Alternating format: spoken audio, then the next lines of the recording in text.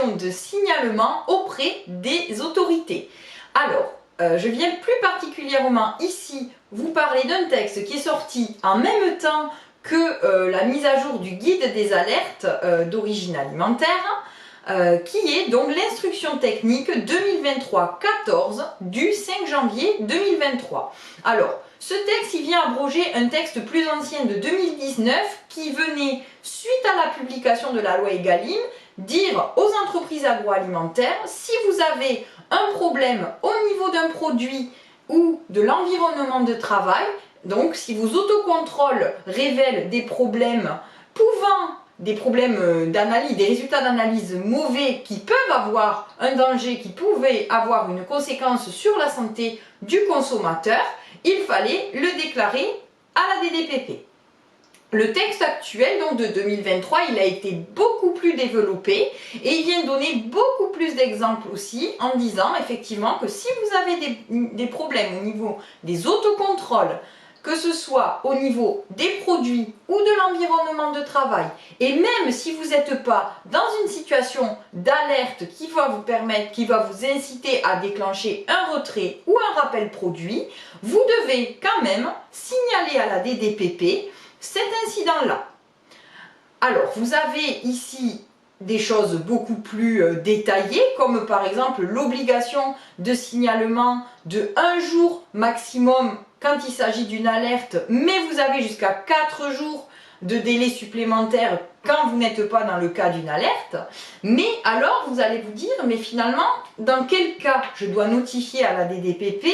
sous ce délai de 4 jours si je ne suis pas en situation d'alerte? Et c'est là où on va se poser la question, parce que dans ce guide, effectivement, on va avoir au niveau de la page 5, notamment de l'instruction technique, des détails, des exemples qui sont énumérés et qui vont nous mettre le doute de quand est-ce que je dois vraiment déclarer. La réponse est: vous devez déclarer lorsqu'il y a un danger significatif pour le consommateur. Je vais prendre ici, dans cette vidéo, un seul exemple, car je ne peux pas tous les énumérer, mais par exemple, si je prends l'exemple du défaut organoleptique, je pense que vous devez vous focaliser essentiellement sur le niveau organoleptique pouvant avoir une conséquence derrière pathologique, c'est-à-dire un danger pour le consommateur, un défaut microbiologique, chimique, etc.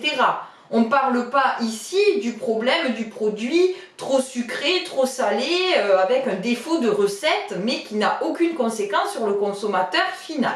Donc, il faut toujours se poser la question de: est-ce qu'il y a un danger pour le consommateur final? Et même si vous n'êtes pas dans une situation d'alerte, vous posez cette question, et si vous êtes en probabilité de danger pour le consommateur final,